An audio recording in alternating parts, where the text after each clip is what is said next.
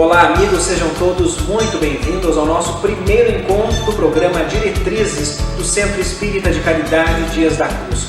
Hoje, já na estreia, nós estamos recebendo um trio, um grupo lá de Salvador, Bahia, que está à frente do projeto Manuel Filomeno de Miranda, que dá assistência e treinamento aos trabalhadores das casas espíritas. E eu já dou as boas-vindas e começo perguntando, hoje vocês são 3, mas eram 4, né? Devido ao estado de saúde do nosso irmão Giraldo Azevedo, que precisou se afastar, vocês estão aí diante da tarefa. Eu gostaria de saber como é que vocês se encontraram, como é que tudo isso começou.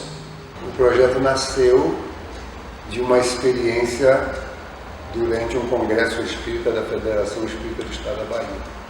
No término do congresso, numa manifestação espontânea de trabalhadores, um grupo se dirigiu aos organizadores do congresso pedindo que se criasse um projeto, uma atividade para dar treinamento, assistência, orientação aos trabalhadores do movimento espírita baiano. É como se eles se sentissem, naquele momento, sem guaridas, sentindo falta de um organismo que pudesse ajudá-los nas suas propostas de trabalho mediúnico, nas atividades da área, na casa espírita. Era uma comissão, um gesto muito natural, certamente inspirado pelo mundo espiritual. A federação acolheu a ideia e logo no mês seguinte, que era o mês de maio, o congresso foi em abril, já estávamos reunindo um grupo de trabalhadores das casas espíritas do estado da Bahia, um grupo numeroso, candidatando-se para as tarefas. E nós também nos candidatávamos naquele momento para a tarefa, aceitamos o desafio de fazer essas atividades na capital do estado da Bahia e também levar essas atividades para o interior do estado da Bahia. E assim fizemos. Começamos a realizar seminários no estado da Bahia, fazíamos pequenas apostilas para deixar a nossa mensagem. E na medida que as pessoas foram se afastando, o grupo foi reduzindo-se e acabou se reduzindo a 4 pessoas. As 4 pessoas que o amigo citou.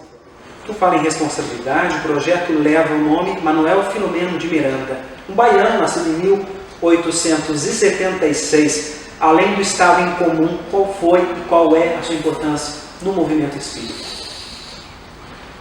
Importância capital, porque Manuel Filomeno de Miranda foi um trabalhador incansável da União Espírita Baiana e que deu uma colaboração evidente, principalmente nessas questões da mediunidade, da obsessão, da desobsessão. E ele, por assim dizer, surgiu na nossa mente para que o projeto recebesse a sua denominação. E foi uma ideia muito feliz, porque Filomeno se transformou em o nosso patrono, sempre cuidadoso. A essa altura, Divaldo tomava conhecimento mais de perto do trabalho que nós empreendíamos e teve a oportunidade de dizer que realmente Filomeno fora convidado por Joana de Ângeles para servir do nosso tutor nesse trabalho que nós vamos desempenhando há mais de 24 anos, completando agora e logo mais prosseguindo até o momento em que nós pudermos realmente nos colocar numa posição dinâmica. A nossa ideia é que se demore um pouco, porque ainda tem muita coisa o que fazer. Então, fomos gradativamente recebendo os convites e fomos aceitando de uma forma imediata. Nesse meio termo, o nosso Geraldo teve a problemática da doença, que o pegou de surpresa e não pôde continuar a participar desse trabalho. Então ficamos nós 3.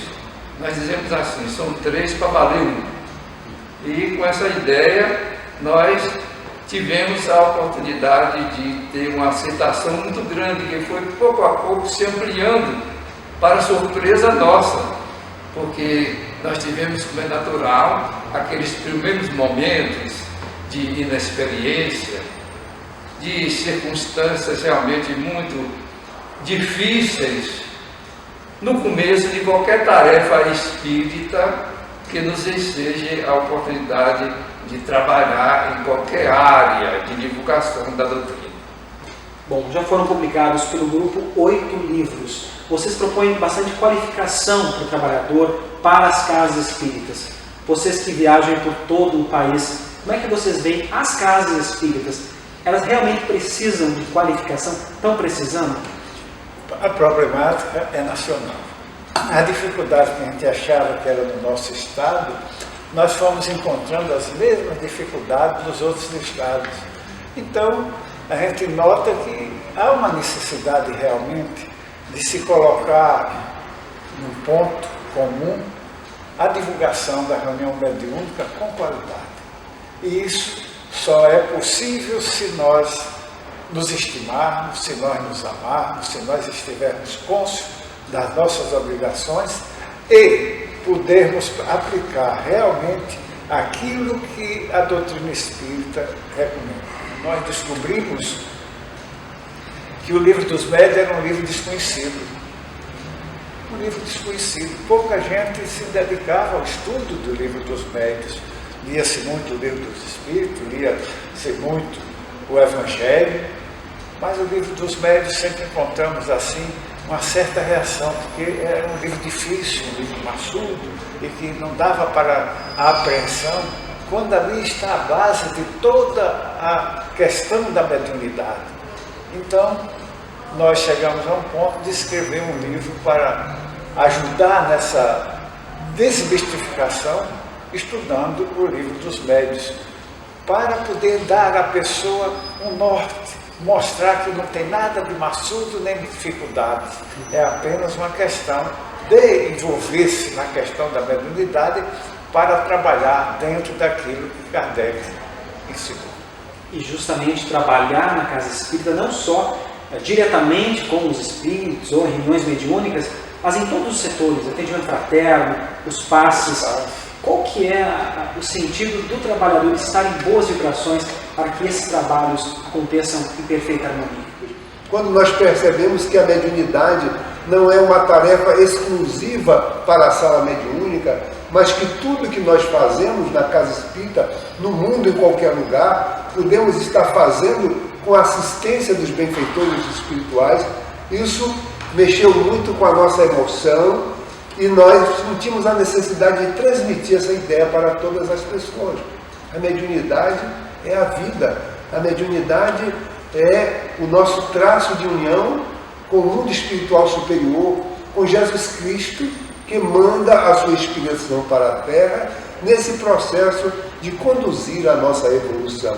Então isso muda muito a nossa percepção de mundo, das coisas, e isso favoreceu muito ao nosso entusiasmo para que nós abraçássemos a nossa tarefa com empenho e fazendo com que os companheiros sentissem que ali estava uma oportunidade redentora para nossas próprias vidas.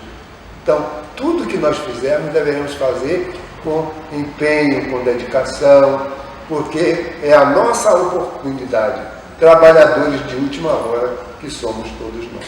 Muitas pessoas que estão em casa podem achar que justamente essa área mediúnica, quando a gente fala, é lá no trabalho mediúnico com os espíritos, mas não é, né? Atendimento fraterno, tudo está nessa área. Passe, inclusive. Correto. A mediunidade está presente na vida da criatura humana no seu processo reencarnatório.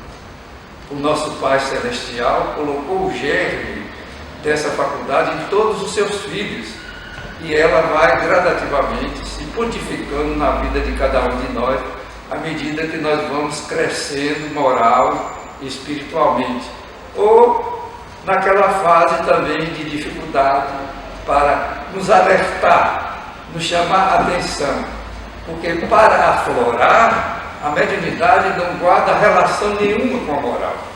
mas para exercitar, para desenvolver, é imprescindível que o portador da faculdade se moralize.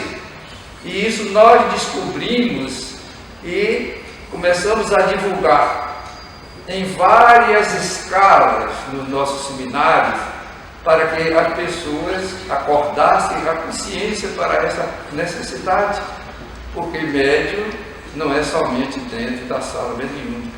A mediunidade está presente na vida de todos nós, no cotidiano da nossa existência. Falando ainda sobre mediunidade, sobre essas pessoas que buscam os centros espíritas, apometria, cirurgia espiritual e outros procedimentos que às vezes são oferecidos por aí, podem ser considerados parte da mediunidade? Espiritismo? Não aceitamos essa questão da apometria como oriunda da doutrina espírita. Não existe registro nenhum nas obras da codificação, na literatura clássica do espiritismo, na literatura mediúnica através da mediunidade dignificada, que nos leve a aceitar a apometria como uma atividade espírita. Temos o maior respeito para com os apômetras. A questão é eles quererem introduzir a apometria como se fosse uma terapia espírita. Na realidade, nós não aceitamos de maneira nenhuma. A questão é fundamental para nós. A doutrina espírita é muito simples nos seus fundamentos. O passe emana das tradições do cristianismo primitivo. Foi aplicado por Jesus através da imposição das mãos, do toque. Essa é a terapia espírita por excelência.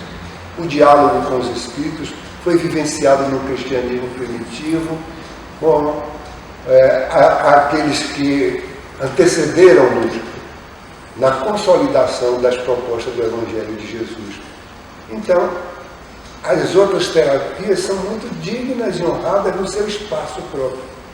Então, a metalterapia, a terapia da luz, a terapia dos cristais, existem uma série de outros procedimentos terapêuticos que, obviamente, são respeitáveis no lugar onde eles se encontram. Não têm que ser necessariamente incorporados à cultura espírita, aos procedimentos espíritas, porque iria descaracterizar a própria doutrina, que já tem os seus procedimentos. Voltando então lá atrás, 8 livros. Mais algum aí à frente, assim planejado? Por enquanto, não. Fizemos um esboço de alguma coisa, mas ainda a inspiração não nos tocou para concluí-lo.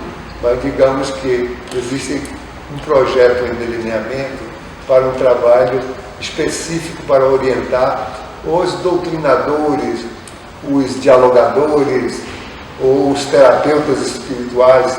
O nome é da cultura de cada lugar. Nós descobrimos que esses 8 livros ainda são desconhecidos pelo nosso movimento espírita. Para nós mesmos, que os escrevemos, muitas vezes relendo, nós chegamos a essa conclusão, mas vejam só, eu não tinha percebido isso. E nos chama a atenção várias facetas que nós escrevemos, que na nossa memória foi diluído. Então, esse estudo das 8 obras que nós escrevemos para nós mesmos ainda é uma necessidade premente na oportunidade presente. Devemos buscar dentro desses 8 livros muita coisa que o movimento espírita está totalmente desconhecendo, e isto nos leva naturalmente a verificar por que vamos escrever mais livros. Vamos motivar as pessoas para estudar. As que já existem, né? Já existe. Fazer obras sem ser de origem que justifique o conteúdo, repetir tudo de novo, novamente, não tem sentido. Então, a Bíblia, muitos ainda não a entenderam. Exatamente. Vamos aguardar. Nilo, João, José, agradeço a presença de vocês e nosso desejo que esse trabalho continue Brasil à frente. Vocês em casa, obrigado pela companhia e até o próximo encontro.